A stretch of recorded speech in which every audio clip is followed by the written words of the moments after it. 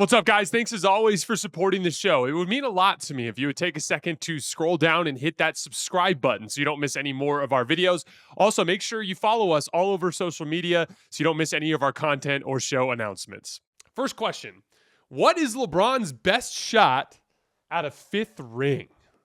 So this has been something that I've thought quite a bit about since the disappointing exit for my Lakers in the first round against the Minnesota Timberwolves. But this idea of like, okay, the Lakers have some realities in terms of the future surrounding Luka and LeBron being a very, very expensive old player that still plays at a level that's deserving of the money, but comes with some realities in terms of when he does tail off, he'll present a barrier between, in terms of roster allocation between what the Lakers are going to be and what they are now, right? Similarly, he's going to be 41 next year by the time they make it to the postseason. And it's just going to be really difficult for him to find an extended runway to try to make something happen. So if he goes anywhere, it'd have to be a win now type of situation. I've seen lots of things thrown around. And when I start to dig into it, it's like, okay, let's say he got traded to the Cleveland Cavaliers. I've seen versions of trades thrown around with like Darius Garland and Jared Allen, for instance, for LeBron. So let's say it's LeBron and Evan Mobley and Donovan Mitchell and, obviously that deep core of good role players in Cleveland. Like, that's a good team, right? How much better is that than him next to Luka Doncic in a revenge campaign, right?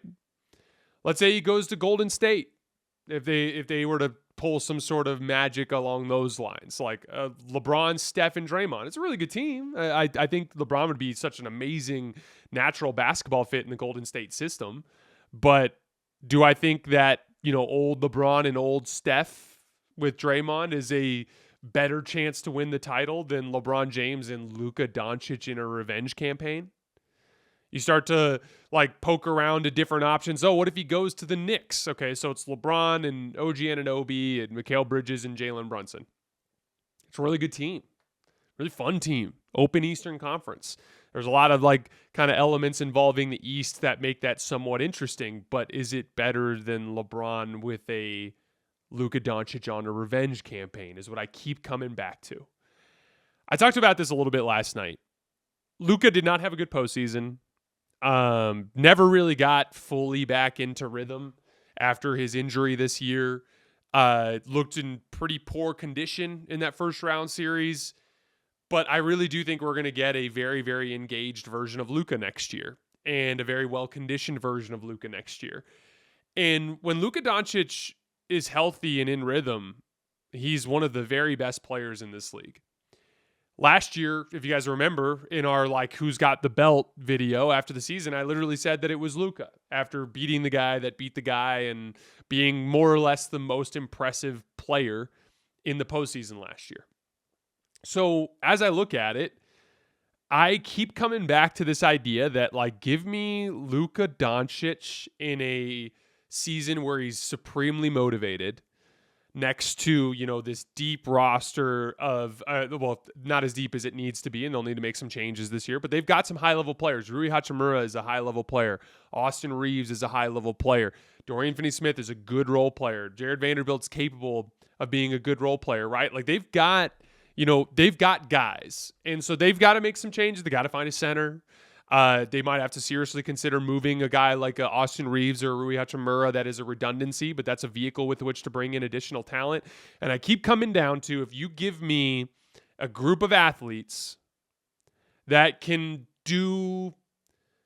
are versatile enough to do the dribble, shoot, pass, defend stuff that they'll need to do off of LeBron and Luka, give me Luka and LeBron, and I think you got a better chance than some of these other situations that have been pitched around the league. So I've thought through a lot, and I've seen a bunch of stuff get pitched, and I keep coming back to, if LeBron gets a fifth ring, which obviously is a supreme long shot at this point, I think it happens alongside Luka. And so with that being the case, I think that in all likelihood, LeBron sees that too, and I think LeBron will be a Laker when it's all said and done. Do you believe trading a guard from the Cavs will unlock Mobley? So this is complicated because obviously Evan Mobley, I think, has developed as an offensive player. We saw a lot of like the inverted ball screen action with guys like Sam Merrill and Darius Garland slipping out of action with him this year, Donovan Mitchell slipping out of action with him this year, becoming a kind of like a worthwhile action for the Cavs. We saw him in general just become a better driving kick player when he gets downhill. He's developed a three-point shot that is semi-reliable. Like Evan Mobley's developed a lot. But I don't think Evan Mobley's about to go, pull a Paolo Banchero and become this like super high volume on ball player, at least not anytime soon. I think he's years away from developing that sort of game. To me, trading a guard for the Cavs is about resource allocation. If you're going to have two high volume on ball guards, then you need to reap the rewards of having two high volume on ball guards. And every year, Darius Garland has been banged up and lacking a little bit of that quickness. And even when he's been healthy, he's struggled to be super effective in the postseason setting. It just hasn't really materialized.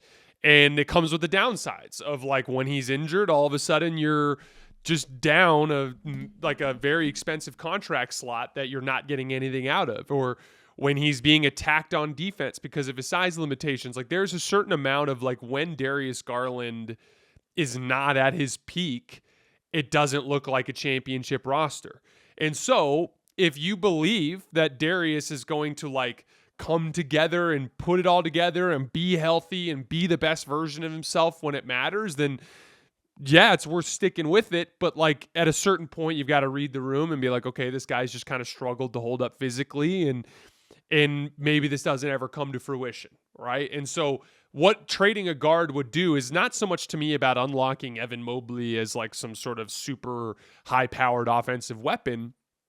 It would be about trading Darius Garland for just a much more reliable fifth guy, right?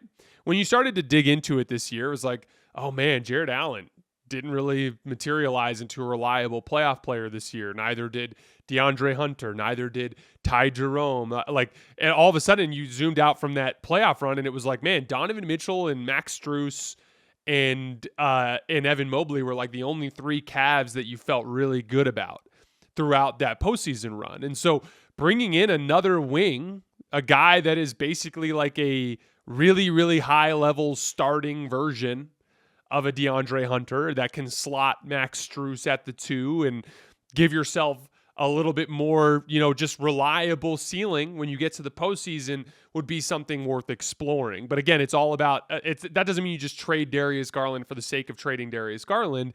It's just something that I would consider if the right opportunity came up for a really, really high level player at the small forward position.